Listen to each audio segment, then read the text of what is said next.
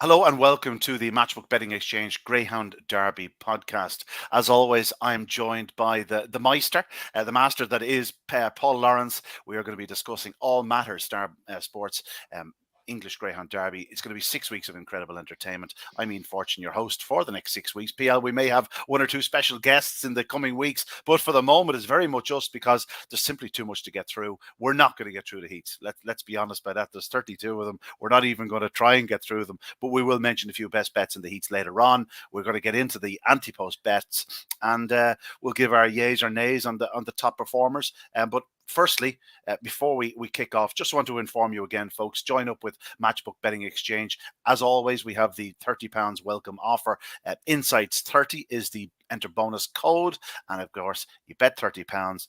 If it doesn't become a winner, you get it back as a free bet. So it's a bit of a no-brainer. Trust me, you'll need a few quid more looking at the opening round of the Derby, because there is an awful lot to get through. There's an awful lot of greyhounds with outstanding claims. It's going to be a wonderful competition. PL, you've seen a few more English derbies than me, I dare say. What's your first memory of the competition? At Wimbledon, yeah, on the far side. I do kind of remember White City, but I never actually went to a White City derby. But I've been to a few Wimbledon derbies. But I remember sort of when I first started out in greyhounds in sort of 80, 81, and it was White City then, but never actually kind of went.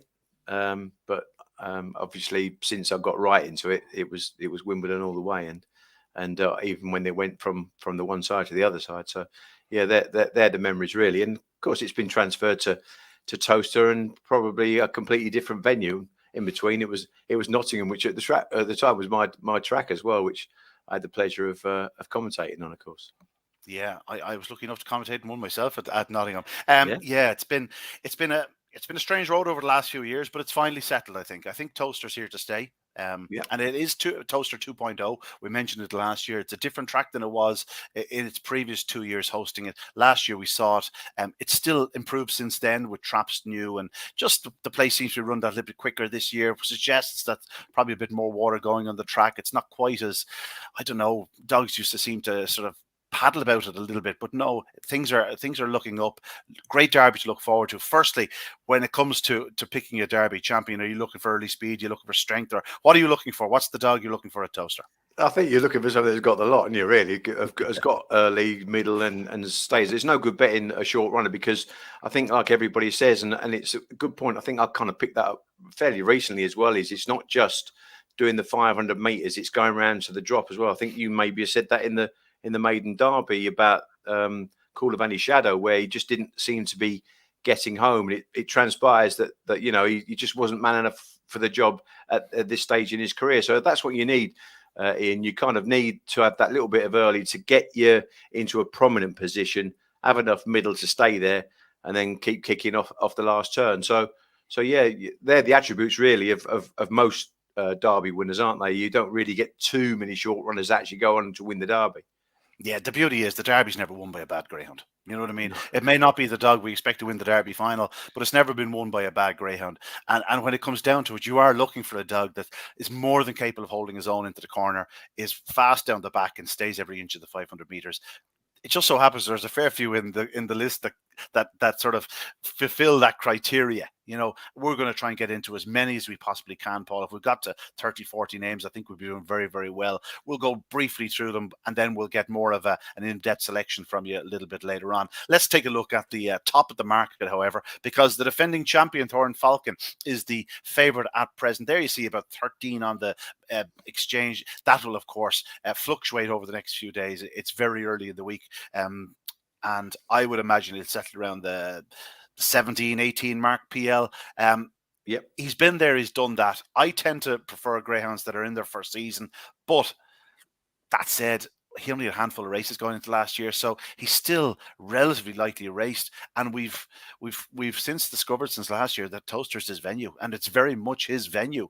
He's a dog that really runs the place. He's massive. He's a big 80-odd pounder in Irish money. In your money, he's about 38, 39 kilos. Just an exceptionally fast greyhound. Seems to have it all. Starts and stays, and the right man at the end of the lead.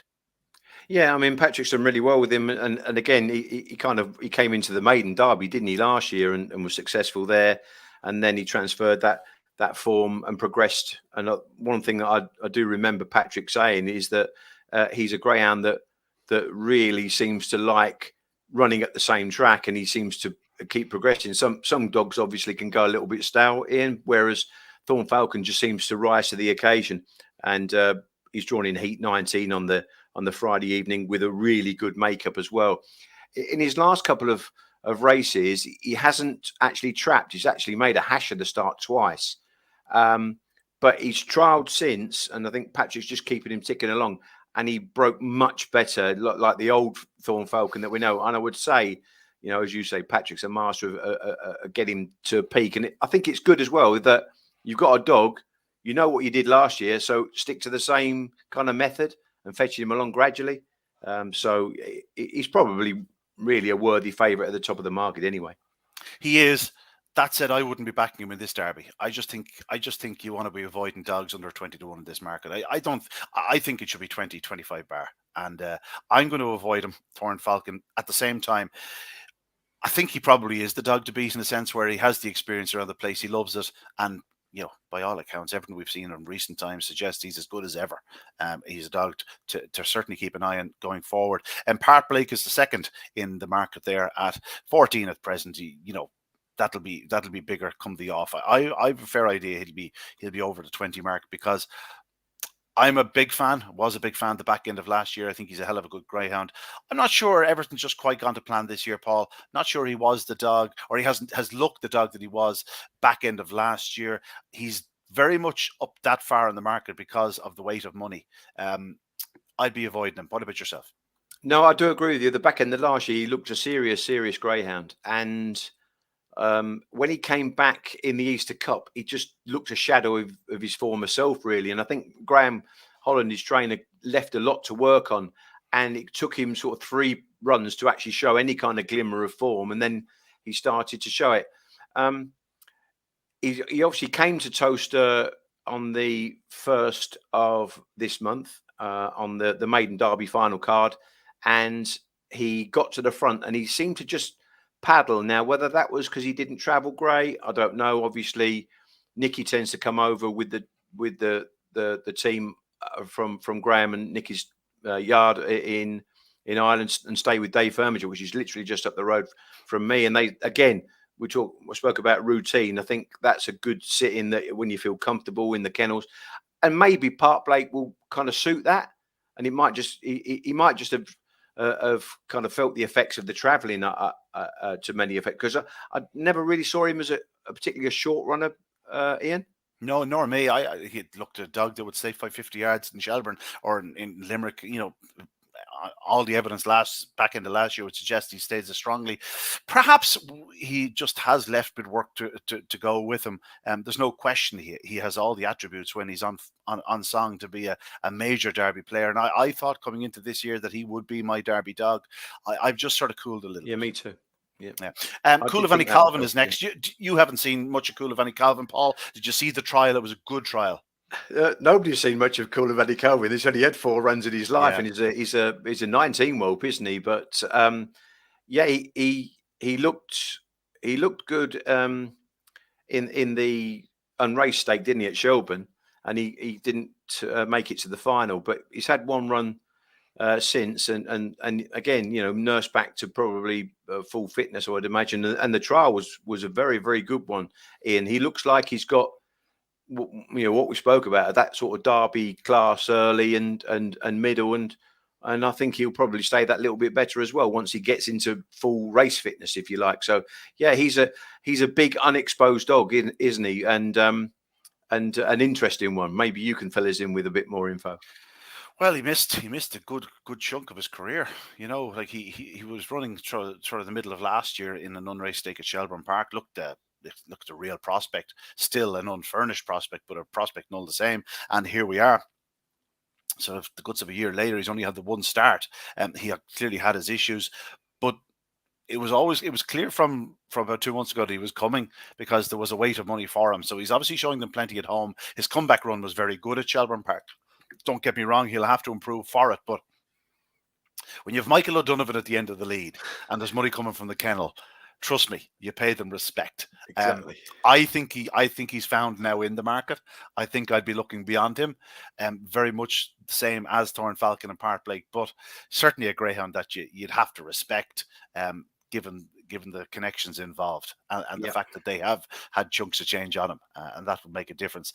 Looking down our list there, Kilkenny Santia, I dare say he'll be closer to the 50 than a 19.5 at the off. A nice strong running greyhound. Latoro, Paul, this is a dog that qualified sensationally in Ireland, came over for big money, looked an absolute superstar in his first race here in a maiden around toaster, I believe. He's a big, massive greyhound that's filling his frame. The penny is dropping, and it's dropping relatively quickly. I'm very concerned by the inside seeding. He'll get away with it in the opening round. I'd be surprised if he was an inside seed in the second round. Yeah, I mean, he just looks a natural trap 4 dog to me, and he got trap 4 in his first round heat, and it looks a fairly straightforward task for him. He is actually well drawn in his heat. I think he's one of those dogs that he needs to rely on a break to show any kind of early speed, if you like. He's not going to miss his break and rush up like a Park Blake or a dog like that. Or a Call of Annie Kelvin for that matter. I think he's a grinder. He's a grinder. He's just a really strong greyhound, but like that, he's not going to quicken up into the corner. He's not going to do anything quickly. He's just going to do everything at a very, very strong pace. He's got a big engine, and Patrick's always thought highly of him, and he just knows that he can kind of make a mistake and not get that decent break and puts himself on the back foot. That's the only danger. I mean, he'll run through the field, don't get me wrong, but when you go deep into the competition, you can't afford for that type of dog to then make a mistake. Looking beyond him, Bubbly Apache, I know a lot of shrewd individuals are really fancying this dog. The obvious concerns are the breaks in his career, but there's no question we saw him win the juvenile. He has everything needed, really. He's tremendous early speed. He's good down the back. He has a desire to win. Perhaps he'll be a little bit vulnerable off the final bend if the wrong dog was behind him. But more nights than not, he'll get home. Yeah, I think his stamina's okay enough. I think he's got a bit of everything, really. To be fair to him, I think you're probably right in that he's been a fragile dog. You can say that probably about a Call of Annie Calvin as well, in that he's been a bit stop-start. He's obviously got plenty of ability, but it's can you do that then and get him right for those 5 rounds, Ian? You know, will he keep going? There's doubts about that, but again, we've kind of looked at a lot of these where you say, well, they're okay, and there's little bits of chinks in their armor, and that's the beauty of it. And I think I agree with you. That's why it should be 22 on the field. Yeah, the more I look at the select group at the top, I think I'd sooner take at even money. I'd take in a match bet. I'd take the next 10 or 12 in the betting ahead of the top 10 or 12 in the betting. I don't know why it is. I just think there's a really, really special group there in the middle. And I find the market will be very different after the opening bend or after the opening round. Like we're looking here, Lotaro, Bubbly Apache, all very talented. Night Tornado, like Night Tornado's in there ahead of, Romeo Magico, Balnabula Ed, dogs like that. I just can't understand it. Bocco's Leah, she's only coming back from season wide open. She earned so well in the maiden derby, but there's probably 15 Irish dogs that back ahead of her. Sing Along Sally, we just passed by there. She's obviously one that can go a long, long way. She's an absolutely, how would you say it? She's such a tough individual. She's never out of the frame. You can never discount her. And basically in every competition she's ever competed, she's been there in the final. Yeah, Night Tornado is a dog that's got a fair deal of early speed. I would say he'd be a little bit vulnerable. And again, whether that'll find him out in the latter stages could be. Bocco's Leah, we don't know a tremendous amount about. And you say she's just coming back from season wide open. I think she's very fast and very strong. Oh yeah, she's 27.94 in her card in Shelburne. But as you say, season, you just don't know how she'll handle it. Yeah, that's the thing is you just want to get a caught out in the early stages. So that little anomaly with her wide open, I thought was kind of showed a little bit of her limitations in the final of the. I'm still of the maiden derby. I'm still convinced that she's a stayer, Ian. But again, she could keep qualifying. I think she wants to be drawn off the fence. Sing Along Sally is really we're coming now into the sort of decent, good competition greyhounds, and I must admit I thought that she was one of those that probably really needed the inside, but I think she's learning now that she minds herself and she doesn't dive straight for the rails. So I think she's actually a big player in this competition. Pat's kept her really, really fresh, and she's got the quality. And I think we saw her on Kirby final night where she smashed out and cleared Park Blake. That was a good yardstick, Ian. And for him to be nigh on what she half the did from price of what she her did is from probably the wrong. third bend home was unbelievable that night. She just And powered she ran away from him close home. Yeah, she ran away from him. So we'll get into the interesting runners here at this point. She's a bit of value. Next in there we see Kildare. Now this is one of the could be anything dogs in the competition. Obviously he debuted in the Kirby Memorial. The fact that they even threw him into the Kirby as a debutant, suggested they thought the world of him. He won his semi-final in tremendous fashion. I think he got a bit of a false start that night, but that's been discussed ad nauseum. If he gets his trapping right, we saw his trial around Toaster. It was pretty special, Paul, for a dog having a first look and who's had only 5 starts. Yeah, this dog is a fast greyhound, and again, Peter Cronin does so well in the English Derby. He doesn't really throw that many darts. I think he's probably got one of his biggest teams actually this year. But I think Kildare is a really, really, really nice animal. I think this English Derby is a really good quality derby, and that's reflected in the fact that it is 20 to field. It's chock full of quality. But Kildare is one of those where I don't think that Peter's got anywhere near the bottom of him yet. No.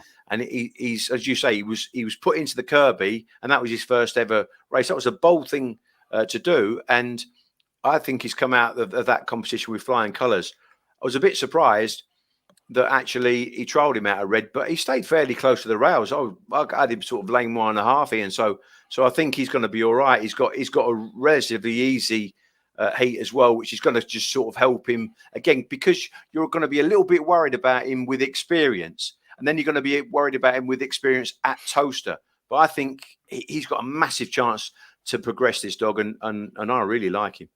Yeah, when this market settles in the next day or two, he could fall at a nice enough price, considering relatively straightforward opening round task. Going to be one of the short price favourites of the opening round. His price just might fold a little bit, in a week's time. Yeah, I think so. I think there will be money for him. Yeah, I think there will. Sporting Chile, obviously the track record holder. Paul, tell us about him. Well, this is a dog really. He absolutely blasted out the boxes. He did the quick sectional over the line, but I don't think you're guaranteed. He's obviously, again, he's got a big engine, and that tells you that he's that sort of quality to hold his own against Derby class greyhounds. But it's getting the same run. I don't fancy that he's going to keep doing a 4.0 sectional right the way through the comp, and basically I had him as maybe more of a staying type of greyhound, really. So again, he could keep qualifying. He's not really my idea of the winner, I've got to tell you. He's not. He's a nice dog, but I don't quite believe him as a Derby class dog from what I've seen Hove say. It's pretty pointed that the last 4 track record holders around Toaster, Sporting Chile, Bucko's Belly, Warzone Tom have it for a short while, Price's Jet, all dogs you'd think will stay further. Yeah. And I suppose that's something to keep in mind. There were dogs that got loose on the right night in the right company. Correct. But when it comes down to the business end of things, they're going to struggle to lead the very best. Correct. Totally agree with you on that one. And again, I'm not crabbing Sporting Chile, because it must be a wonderful feeling to have a greyhound that could break the 29-second barrier at Toaster. And listen, Seamus has already won a derby at Toaster, so he knows what it takes. So Sporting Chile will probably go through the rounds. Whether he's quite good enough to get to the final remains to be seen. Is not quite one for me. You'd only be tempted in if he was closer to a 50. Correct. That's the sort of price he'd be. Yeah. Correct. Deadly Destroyer is an interesting run for Carl Ramsbottom. Looked a very, very talented greyhound last year. A little bit frustrating. Ran off the corner a few times, but definitely has an engine. He's one I'd definitely keep in mind in the early rounds. That if he gets a not even an easy draw, but just a favourable draw, keep him in mind. He's very talented. Sign at Ace, Paul. He's an absolute airplane. Sign at Ace. Like, he is stunning pace to the third bend. 6 runs, long run to the escape. I'm not as worried about the long run to the escape with him, because he is a second season greyhound. They don't all run full pelt into the escape, but it has to be a worry. Yeah, both of those two greyhounds are kind of probably early birds and could be a little bit short run. Deadly Destroyer, actually, he's got a bit of a tricky draw. He could blast out and clear, but he's got 2 good opponents drawn on his inside. He's in 3 in his heat. But Sign It Ace has got an absolute plot draw in his heat, and he should safely qualify because he's got a big chance of leading, and he's got that potent weapon of the early dash. So yeah, again, Sign It Ace could go. Again, I don't think he's a massive track 1 specialist. I think he wants to be drawn just off a little bit, maybe 2, possibly 3. But he's got big quality and big early gears. And as you say, he's just got that little bit more age about him now, so he'd probably be able to stay that little bit better as well. I think this format's working. We'll just keep going on down through them. We'll try and get to as many as we can, PL. We'll make the most of our time. Bobsleigh Dream is next in there on the list. She's a very talented lady for Pat Buckley. I know that this one has been nibbled in places, and it may have been the first one that a couple in the kennel backed. So you have to respect her. I think she'll settle a bit bigger than the 28, no question about it. But I have her down as one of my bankers of the opening round. Trap 1 is a slight issue. I know if she's not going to be a bingo breaker, but I thought if she held her line into the opening corner, I think she'd win. And she's one to keep in mind. You say she's not a bingo breaker. I think did she? But she can, yeah. Yeah, she can. She can. She can. I think she beat on a explosive boy, fluffed his lines one night, but she absolutely blasted out the boxes, and I think she might even broke the clock in doing so. That was the 5.7. Was it the 570 clock in Tralee? Yeah, it was Tralee, the 570 it clock. was in Tralee, yeah, with a big long run to the bend. You're right, but I think that she's in a heat where she's got the no real speed alongside her, and I think that's going to help her. I think, although you always think, track 1. I think she'll be all right because that night, say she blasted out at 1. She's well capable, and she'll definitely qualify for the next round. There's no dangers. But you're right, she'll be a good competition bitch because I actually went that night when Pat came over to do his clocks. I just went over to go and see Pat and Emma and see my favourite dog, and in person. And Bobsleigh Dream, I had a real good clocking round to the 6th bend, and you don't need me to tell you she stays really well, and it's just she did it at Toaster, and I just like that. She looks like she's taken the Toaster okay to me. Yeah, we'll give her another mention later on. We're talking about heat prices because I thought Enthon odds against would be a good price the next night. Havana Bailout, I'll have to admit, Paul, this is the only UK runner I've backed because she was much bigger at one point. She was much bigger on.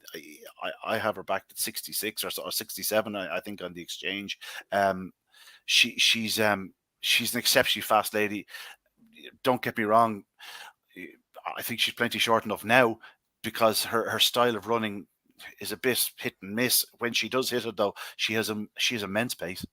Yeah, she's always looked. She's shown flashes of ability, and I had a real good conversation actually with Rab around about a month ago at Toaster. And he was trying to get her seeded as a railer, and he couldn't get her on the rails. And it turns out now he's gone from middle to rails, and he's gone back to wide now. I just think she's been a little bit disappointing. I would say Rab would be scratching his head a little bit with her because he knows there's a lot of ability there, but at the moment he just can't quite get it out of her. So from my point of view, I'd have to give her a watching brief, me. Moving on to Russian Glory, a very talented greyhound at the back end of last year. His form equates very, very positively alongside Park Blake. He had a TFL injury. He came back recently. He's been trialing well. He had his first run the other day, but he was beaten out of sight by Sporting Chile. But plenty would have been on the night. I think of all the Irish runners, he's one of those that will certainly need the run, the first round, and maybe even the second round. So I wouldn't give up on him just yet. What's your thoughts, Paul? Listen, I don't know a massive about it other than I've seen him and I know he's got early dash. How well does this dog stay, Russian Glory? I always thought he was the type of dog that was in front. He'd keep going and rolling along, and that seemed to be the case last year. He had some good 550-yard runs around Limerick. Limerick and Toaster, they shouldn't be all that different. No. It's Barefoot Supremo, good gears, yeah. Yeah, definitely good gears. Barefoot Supremo, another Irish runner, very strong, very pacey individual. I think I might play this fellow in the opening round. He's taking on Bubbly Apache. Just if Bubbly Apache's short of that run, this fellow will be absolutely storming home, and he's well drawn in red. Ran in the Easter Cup. Paul, any thoughts on him? Yeah, he just really needs to get the run early, doesn't he? Because he's not blessed with great early zip, so he's just got to mind himself. But as you say, he's drawn in on the inside where he wants to be, and And yeah, I could see him qualifying, no dangers. Whether he'll actually keep qualifying and get to the Derby because final, he might just get run off his feet a little bit. But again, Paul Hennessy is no stranger to success of winning the English Derby. Yeah, he has Derby's Delight actually in Trap 2, who is paceless to the opening corner, Russian Glory in 3, and Bubbly Apache 4. Yeah, it's an interesting heat. Beach Avenue out in 6. We'll get to that later on. Ballymac one, Paul, a dog that's sort of nearly been forgotten a little bit. He was up for sale at the back end of last year, didn't sell. People sort of derided for derided connections for the money they were asking for him, but he was a disputing favouritism in last year's English Derby. I like his preparation. He's very lightly raced this year, but he's trialling very, very well. Thought he was a very immature dog last year. On the parade, he didn't want to go into parade last year in the final. It was basically crowdless until the final. It was the first time he'd seen a crowd, and the occasion got to him. But he's shown since then. He got to the final of a Laurels in Ireland. He's shown that he's a very, very fast greyhound, Paul. I couldn't put anyone off back in Ballymac Fairway. No, me neither. I knew that Liam was kind of struggling with him leading into the final as well, and he just didn't perform on the night, didn't he? And he really was a dog that you took, as a purist, you took to him during the Derby because he just looked a really nice dog with good all-round speed. As you say, he was up for sale. That didn't materialise. But then all of a sudden he came back with a real fast run at Tralee in a trial. And then he's come back to Toaster, obviously a place that he really, really takes to. And again, another solid trial. So again, yeah, I couldn't put anyone off of taking a chance with Ballymac Fairway because again, he's with the right man and the right, he's a sort of right dog that you can get to a Derby final as he proved last year. Yeah, we'll keep going. Buckles Vieira. You wouldn't know much about this dog, Paul. He looked a really, really, really exciting tracker in his first 2 or 3 starts. He obviously had a hold up as a puppy, was brought in into a graded company, and then took off in Shelburne Park against experienced dogs, took off in his first 2 or 3 starts, was then thrown into the deep end because they had nowhere else to go with him because he had a bit of age inside. He couldn't race in the puppy company. Just got a little bit lost in the Easter Cup, ran okay in his trial stake without doing anything right. He sort of drifts around a bit when there's dogs on his inside and he's not getting the start. But some night he's going to take off. He's a relatively short price in the opening round, and I'm not sure where I want to be, whether I want to be laying him or backing him. I don't know where the cutoff is. It's probably a bit higher than he is now. So let's see. But just don't be surprised if this dog takes off. No, well, the thing is, you're right in that he's got a big engine, but I've seen too much of him where he fluffs his lines, and I don't think you're going to be able to get away with that at Toaster in the Derby. Yes, again, he's a quick enough dog to put in a big clock. When you're backing him, it's guesswork. Yeah, can you do that? I've seen him so many times walk out, and then get involved in behind, and he just looks at the moment like a dog that might just not be firing on all cylinders, if you like. Do you know what I mean? He just doesn't. Although there's something there that is quite special. It just at the moment, to me, I'm not convinced. Yeah, I think I'd want bigger. I think I'd want 66 or so. Romeo Magico, Paul, in terms of the fastest greyhounds in training, he's amongst them all. This is an exceptionally fast greyhound. He's a touch shorter now than he was. He won his trial stake very well, holding off Thorn Falcon. A lot was said that Thorn Falcon would need the run. Romeo Magico was going to need the run, and he was the one that was clipped on the heels off the second bend and lost that bit of momentum, but he still had enough to hold Thorn Falcon to the third bend. His problem has always been a bit of consistency. We spoke about him already this year, Paul. He seems to be a stronger dog. He's staying to the line a bit better. There was a time where he didn't lead around the corner. You forget about it. He wasn't qualifying. That's not the case these days. What he did to Susie Sapphire in the Easter Cup final to even get as close as he did was pretty emphatic. Yeah, very, very fast greyhound. And I won't be afraid to tell you that I've had a dibble. I've had a little nibble at prices. Yeah. Romeo Magico.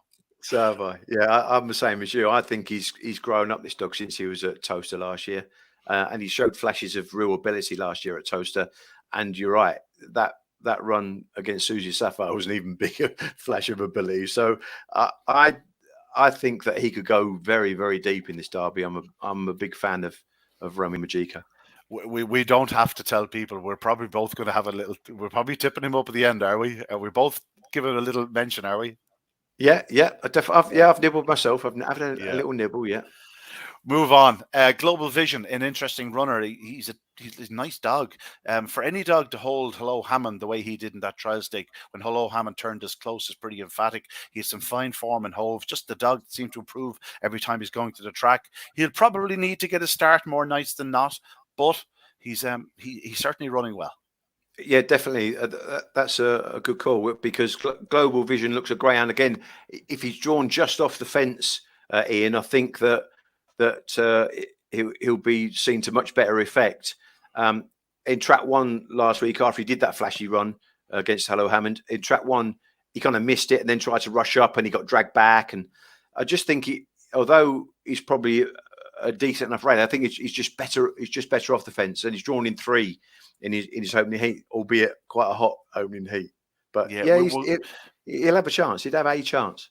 We have to get to a few more, but like I don't know where you just take a little break, almost in the sense where just let's gather our thoughts, because we're after talking about 20-25 greyhounds there, and my main tip hasn't come up yet.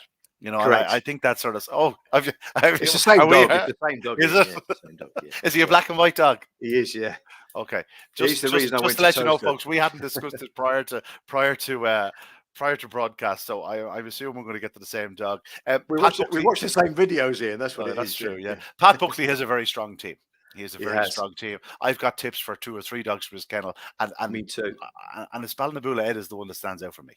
Yeah, and me, and I did literally go to Toaster just to go and see Pat and Emma, but I just wanted to go and see the dog in the flesh. I'd seen a picture of him and Pat one night in Limerick that I think he might have been up on social media. I'm not even sure whether Emma sent it to me. Can't remember now. But he did the track record in Tralee, so they may have got the picture in front of the clock could have been that night. I can't remember, but he's just a striking dog. But when I saw him that night when he broke the clock at Tralee, I thought, wow, this is my sort of dog, because he has got the lot, and he's at the right end of his career. He's just come into hand, and it's just something about it. Sometimes every now and again, you see a Premier Fantasy, or when I was doing Go Bucket Mad, I saw a Brett Lee, and I think this is a special dog, and I know Pat thinks very, very highly of him. Very highly of him. Yeah, and rightly so. Like that, there's something about him. He first caught my eye in the first round of the Juvenile Classic. I think he was beaten 16 lengths. And I shouldn't have even been looking back that far. But as they crossed the line, I went, how did he qualify in second, or third, or wherever he finished? Because he found all manner of traffic and problems. And to qualify behind, I think it might have been Droopy's Edison or one of the really exceptional dogs. He caught the back end of the Lenson dog, didn't he? Coming out the second bend, where he was in a challenging position, and Droopy's Edison was behind him at the time. Oh no, that's the second or third round of Kirby you're talking about. Yeah. This is in his very first race. Oh, his first race. I think he was behind Droopy's Edison as well. Yeah, it was a stunning run in the race stakes. Yeah. He then did the run in Tralee, as we said. He was very unlucky in the final of the Kirby Memorial. Now, whether he'd beaten the winner on the night, I don't know. But if he got around the corner without getting the traffic that he found off Kildare, there's no question he would have been right on the heels of Swords Rex at the finish, which is a hell of a run in itself. He's around the 30, 32, the 40 mark. I couldn't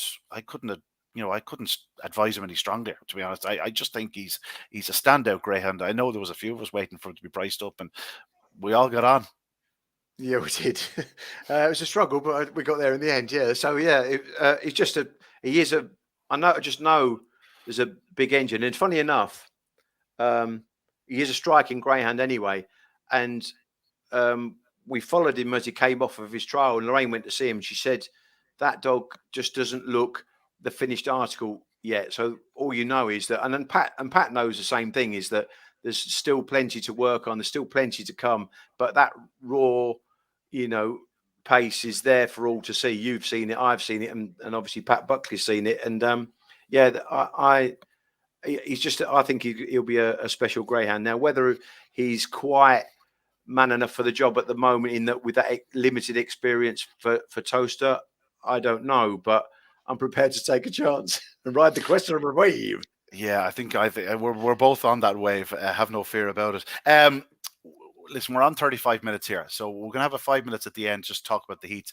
Let's do any other dogs, basically, and there are a few we haven't mentioned that I'd like to get to. Any of the UK runners in particular that are further down, Paul? Well, the first bet I struck actually, and that was after talking to Pat Janssens, was Bocco's Belly. So yeah, I did, that was my first bet was to nibble Bocco's Belly at 81. So yeah, he's probably one of those dogs that could make a mistake because he's not always a great trapper. But you saw when he was at Monmouth and he kind of missed his kick, and 480 metres at Monmouth wouldn't be his bag at all. He's a much better dog suited to Toaster. Obviously, he had that terrible injury last year. They've brought him back. And Patrick said to me, look, this dog is trialling with Thorn Falcon. Obviously, he thinks highly of Thorn Falcon. One of them was 16 and the other one's 80s. It's just a no-brainer. So that's what I've done. And Bocco's Belly, I think, will be, again, a better, bit like Romeo Majiko, a better competition dog, I think, this year. There's a few others I want to throw at you that probably are a bit further down the list. Amaze Me Seb is a dog that ran very well around Toaster, very strong. I was chatting to Charlie Reese last week. He's a cracking young fella. Thinks an awful lot of this dog. Yeah, no, he has been catching the eye. He's been storming. I mean, he's got no real early pace to speak of particularly, but he's certainly taken to Toaster well. And again, he looks a decent competition dog because of his stamina. So yeah, you couldn't put anyone having a go at that. One of the dogs that I like. Sorry. Dealish Frankie, I was going to say. Yeah, Dealish Frankie. No, he'd be a nice young dog of Patrick's. Quite like him. He's got a little bit of early and a fair deal and a will to win as well. I think he's a nice type of dog that will always run for you. One I was going to mention was another one of Pat's, Ian, was Scarty Yank. I know that Pat thinks highly of him, and I went back and watched him because I heard again. I interviewed Pat and Emma one day for the watch along that we do, and he mentioned this dog, and he said, I quite like him. I think I've got him back. I've been struggling with him a little bit in the past, but I think I've got him right now. And I went back and looked at some of his runs, and again, he's another dog that can break. Maybe not got awesome early, but he runs through his field. And I clocked him. His clocking past the line that day was even better than Bobsleigh Dream, and he's got a serious engine. This dog. A serious engine. Just let it go on record. You brought it back to the Irish runners, right? I was going to go to a couple of more English runners, but I'm more than happy to go back to Scarty Yank because he is in my 4. He's one of the dogs I've backed. I think he's exceptionally fast dog. You're right. He used to be a bingo breaker. Not happening as much these days, but when you know it's there, it can always reappear. And Pat does think the world of him. I think Pat nearly thinks he's his best chance, but I think Ballinaboo Ed would just edge him off there. But again, it just goes to show the strength and depth with Pat this year. Other dog I want to mention, all about Ted. He hasn't done it right yet at Toaster this year, but he's a very talented dog. Obviously, an Irish Derby finalist last year. He's shown enough in his 2 defeats to suggest that he's showing a bit of sparkle, but he's edged in at places where he shouldn't have edged in and found traffic. I'd love to see him getting the clear run of the opening round. I think it could happen. He's drawn out in 6, Fernandez in 5, who's not notoriously sort of tardy starter. So he could get run into the corner. And if he does get a run, his price could quickly fold. Yeah, no, he's a dog that's got, as you say, he's got through to an Irish Derby final. He's got big gears, and it's just at the moment his Achilles heel has been his braking. I think Peter put him, as you said, he was moving in. Peter put him middle. He drew 3, and then he moved off after missing it. He missed it out of 6, but actually he showed much better pace, and he was a little bit unlucky actually that was last time out.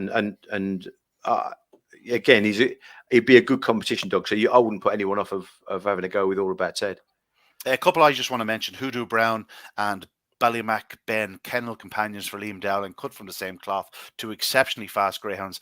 Don't expect to see either going around in front. Don't expect either to go around the first 2 or 3 perhaps, but they are immense from the second bend. Just could be ones at big prices that could give you a real thrill. Also keep them in mind for heat betting, and if you were nibbling away at forecaster trios or something anywhere along the line. They're 2 dogs to keep in mind. Other than that, I'm sure as soon as I get off this, I'm going to say, I forgot to mention him. Like when we haven't mentioned the likes of a Skywalker Barry, who's a proven classic winning performer. It's not a bad little also ran for Michael O'Donovan to bring along, is he? Like, he's an exceptionally talented dog. Yeah, he is a talented dog. You're right. And again, I think it just adds to the mix and shows you what a strength in depth this English Derby is.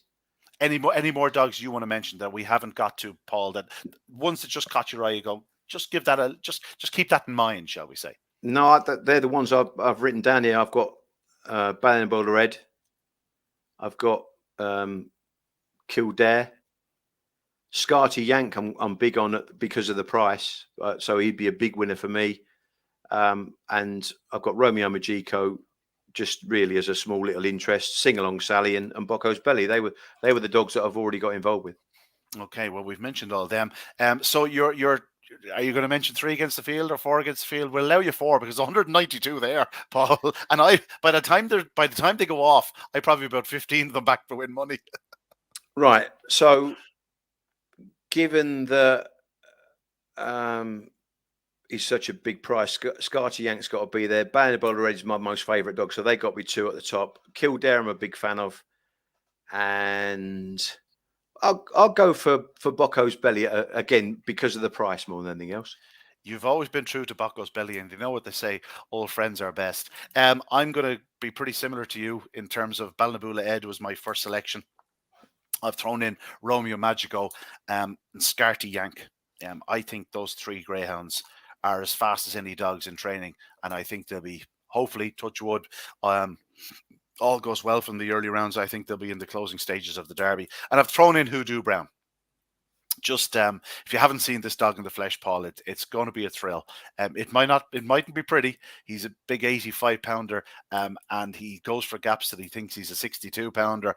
He finds trouble, but when he opens up, Paul, I'm telling you, he's pretty sensational. He was the fastest dog, in my opinion, in Juvenile Classic and the Kirby. Went out early in the Kirby.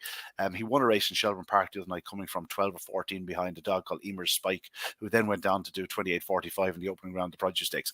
And I mean, he came from every inch of 12 lengths behind him. So just keep him in mind. He's a very, very, very fast greyhound. That's our 4 against the field. I'm pretty happy with my 4, to be honest. I know you're happy with your 4. The fact that we have 2 the same helps, of course. I'm sure if we actually went down through the rest of our little bets, we probably have 5 or 6 the same. In terms of the heats, Paul, there's an awful lot to get involved in. The advice would be pick out your 3 or 4 over the space of the 3 nights and play. Try not to get involved in all 32 heats because it'll only end in tears. Yeah, I mean, I think sometimes it is actually good to just watch the first round, isn't it? And if you do see anything that's outrageously a big price, I texted you in the week, the first night. I know Lotaro will be a short price favourite in Heat 6, but I thought that Ballymore Border for Owen McKenna, he looked all lost when he first came to Total. Well, in his trial, he wasn't that bad. So I just wonder whether he might be one at a double-digit price that could be a bit of value. At double digits, you could play. He has been a bit brainless this year. There's no question he's a big engine. He won the Dublin Cup at Shelburne Park at the back end of last year. Very fast greyhound, but again, it's those first few strides that are the concern. But as you said, at double-digit odds, you only have to have a small bit on, and you can get a nice return. Of the shorter price ones, anything that stands out, and of the shorter ones, anything you want to take on? There's a nap in Priceless Jet. I think he's got a fantastic makeup. I think, did he not break the clock last year at one stage? He broke the clock in the trial stakes last year before the stake. So I think he's one of them. Again, like you said, when you get a strong dog that can just get that decent break, I think you'll see a big run in the opening heat for him, heat 9. That is on the Thursday. Funnily enough, now I have to admit, at the prices, he was one of the ones I was going to take on at short prices. But then, the English campaigners better than I do, and if you say it's a good makeup, I'll believe you. It's a good makeup. Anything else? The opening night. I was looking at Infield Trojan. I quite like him for Tom Helbron in Heat 3. Thought he was a fair, but I made him much shorter than he opened up. So I haven't actually played him, but I thought that he would. Oh, a dog that I was going to ask you about actually was Spinosaurus. Yeah, very nice dog. There is a bit of a weight change in him. He's down a kilo. He's down 1.5 kilos since he got to the UK. I'll tell you one thing. While a lot of dogs don't want to be in Trap 1, he's going to be one of the specialists. You'd paint the red jacket on his back if you could. It'd be interesting to see how he runs, because obviously the bit of weight variation. Is it his first start in the UK? He was trained by Owen McKenna, obviously very fast. James Turner's got him now. Had an issue, but if they can get the best out of him, from the draw, he has to enter the equation. He's good. He's got a good draw. He's definitely got good. And obviously, he's running at Sporting Chile. But I just thought he might offer a little bit of value. Could his weight be corrected? And is there any nap on over the 3 nights? Is there one race where you think, no, that'll do me? Yeah, Scarty Yank. Yeah, I thought he'd be pretty short as well, won't he? But he looks on the Friday. He looks the part. Yeah, he does look the part. I'm going to mention the 2 Pat Buckley runners, Bobsleigh Dream and Ballinabula Ed. I think Bobsleigh Dream, while she's trading at the moment to odds against with the fixed firms, she could be bigger on our exchange. Of course, all prices will be up in the morning of each event, and make sure you get involved. I just thought any odds against would be good about her. I thought she'd be pretty much a good thing from her draw. Ballinabula Ed, I just thought he'd be too strong for them. And I think all about Ted from the makeup we mentioned earlier on. I thought he could be backed at odds against as well, given the fact that Fernandez in 5 is a bit of a miss-starter, and all about Ted could get up around him. Another one I wanted to mention was Barefoot Supremo.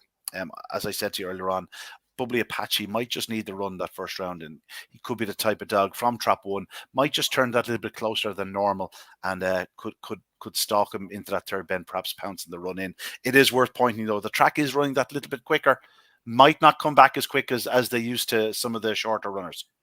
Yeah, maybe not, but I think if you can get a strong dog in a weak heat that turns handy, you'll still be able to power home. So I think if you can get him round the corner, as you say, and the other dog's a little bit rusty, then you'd have every chance.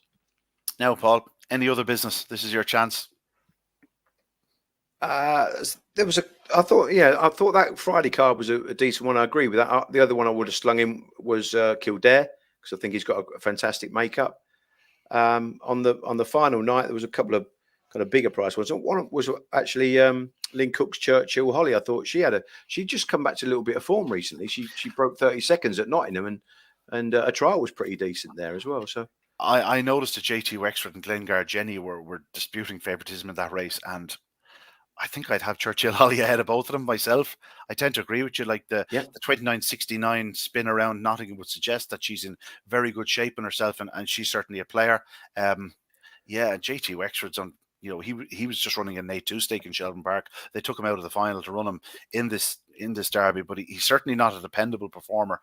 And Glengar Jenny, I'm just not sure I think she's more of a travelling companion for Pat Buckley for a few of them, and she's a nice type, but I just don't know if she'll win. Stories Pee-wee's in the same race, Paul. Are you deserting your good old friend? I am, because really I was kind of looking at him in the maiden derby, and again I was a little bit disappointed with that. I think that the way that the form of the maiden derby's come out, I don't think we've got a derby winner in there personally.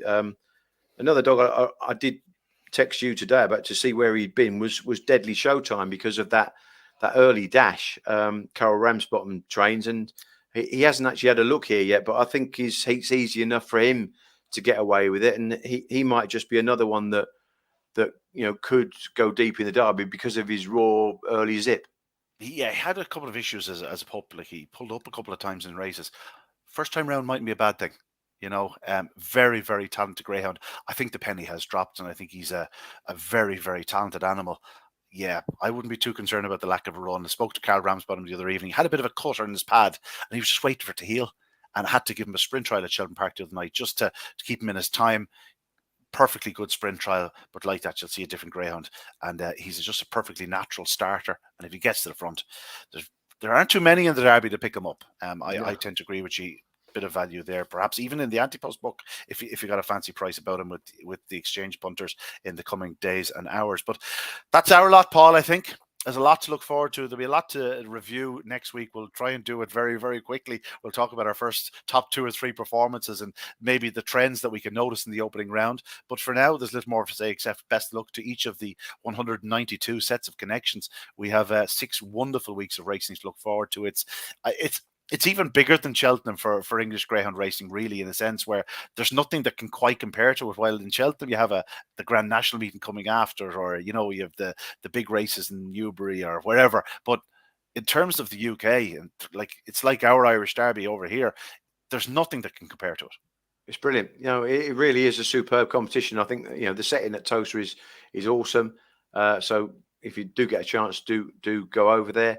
But the thing is that I think this is one of the best dials we've seen for quality, and I can't wait for one. I can't wait. Yeah, I think you could go down to 50 or 60 in the betting, and you could certainly make strong claims for a lot of them. Paul, as always, a pleasure. Don't forget, folks, join up with Matchbook Betting Exchange. The bonus code there is Insights30.